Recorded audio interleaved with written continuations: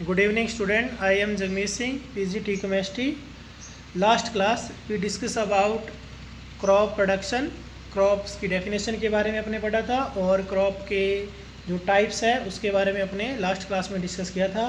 और क्रॉप्स के 2 टाइप्स मैंने आपको बताए थे। एक तो खैरिफ क्रॉप्स, जो खैरिफ की क्रॉप्स होती है उसका प्रोडक्शन रेनी सीजन में होता है, और इंडिया है जो उसमें generally rainy season June to सितंबर होता है।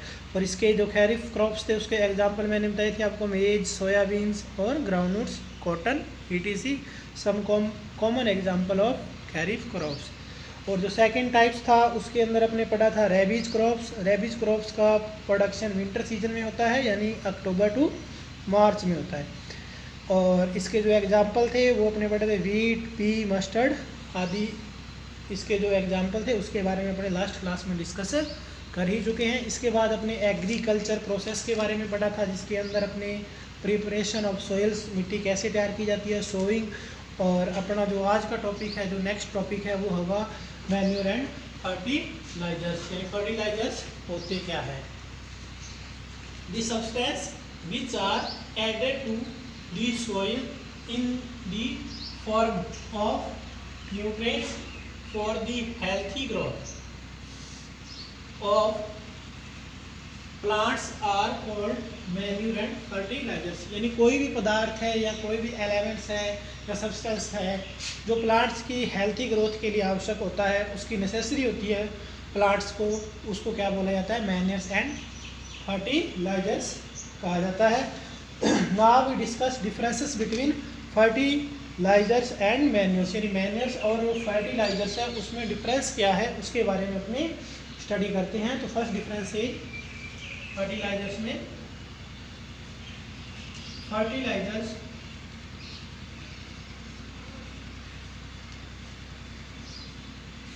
Is a man-made inorganic salt, inorganic salt. यानी जो फर्टिलाइजर्स है मैन मेड, मनुष्य के द्वारा बनाया गया हुआ है, इनऑर्गेनिक सॉल्ट, इनऑर्गेनिक सॉल्ट है। And manure, first is manure is a natural substance obtained by the decomposition of cattle dung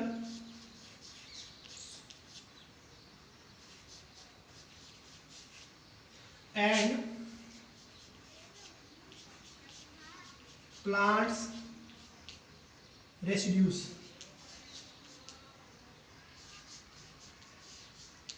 जो प्लांट्स रेसिड्यूज होंगे या कैटल डंग्स होंगे उसका जो डीकम्पोजिशन होगा उससे क्या प्रोडक्शन होता है, जिसका मैन्योर का प्रोडक्शन होता है। Second is fertiliser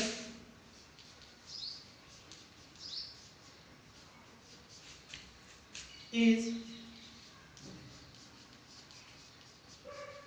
prepared in factories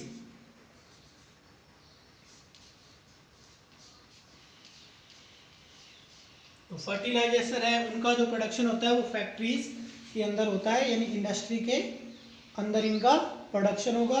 और जो मैन्योर है second, manure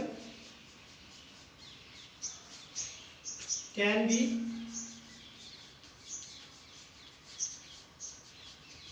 prepared in the field।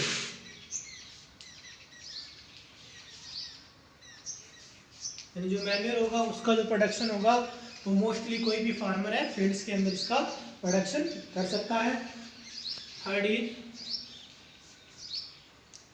Fertilisers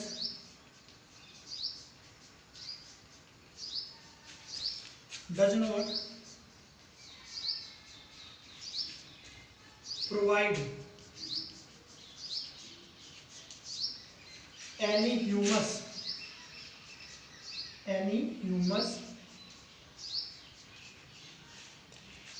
to soil.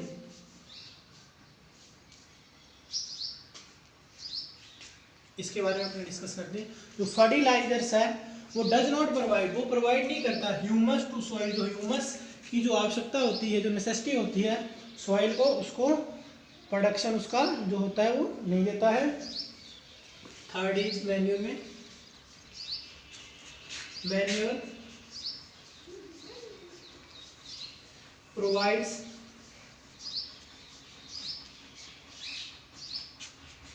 a lot of humus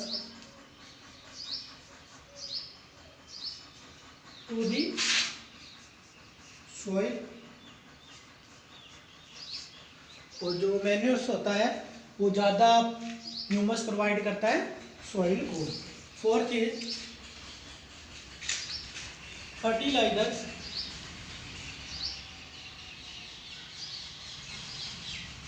are very rich in plant nutrients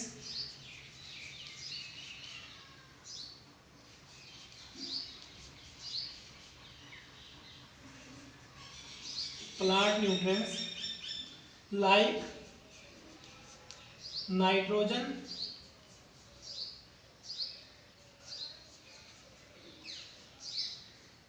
phosphorus,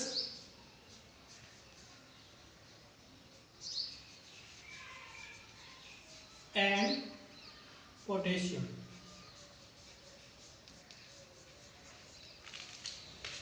Manure is fourth number.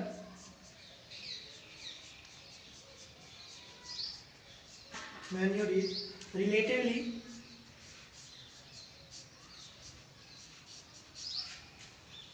less rich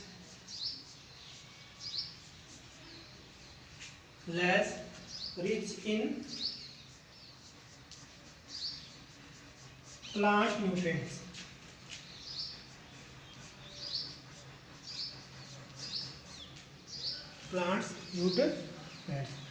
Now we discuss differences between fertilizers and manure.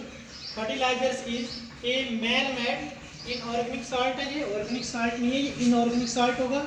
और जो manure होगा is a natural substance obtained by decomposition of cattle dung and plants vegetatives हो गए। जो cattle डंग हो उसका जो decomposition अगर अपने करवाएंगे तो उससे क्या प्रोडक्शन होगा मैन्यूर का।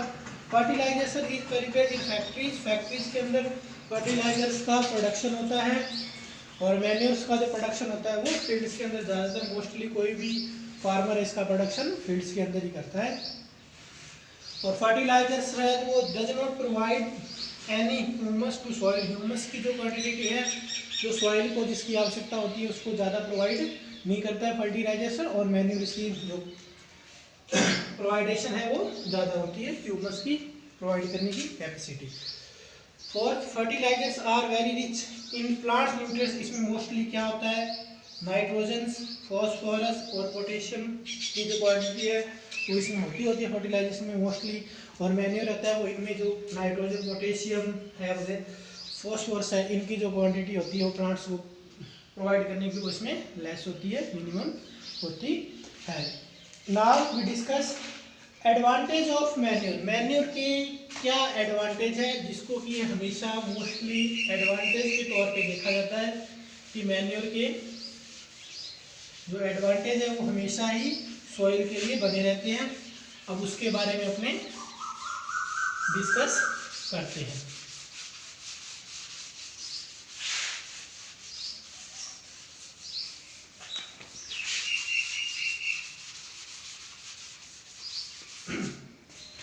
Our next topic is advantage of manure. Advantage of manure.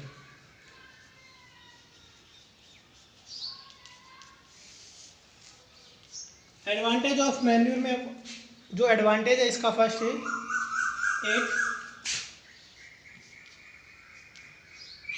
enhances the water holding capacity of the soil. It enhances the water holding capacity, जो जल धारण की जो वाटर सप्लाई जो कैपेसिटी होती है सॉइल की, उसमें इम्प्रूवमेंट लाता है मैन्योर, या उसमें इंक्रीजमेंट भी कर देती है मैन्योर। जो वाटर कैपेसिटी होल्डिंग कैपेसिटी होती है वाटर को देने की सॉइल की, उसमें इम्प्रूवमेंट लाती है। Second, it makes the soil grows due to which extent of gases become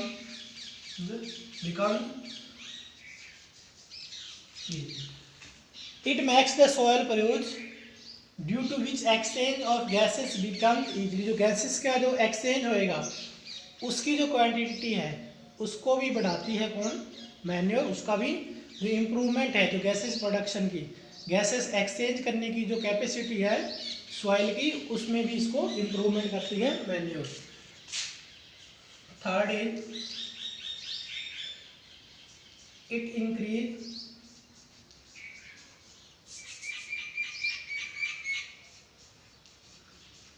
it increases the number of friendly microbes। जो फ्रेंडली माइक्रोब्स है सॉइल के लिए जिनकी आवश्यकता होती है, उसमें भी ये इम्प्रूवमेंट लाती है, उसमें भी इंक्रीज करती है मैन्योर। फोर्थ है it improves the texture संरचना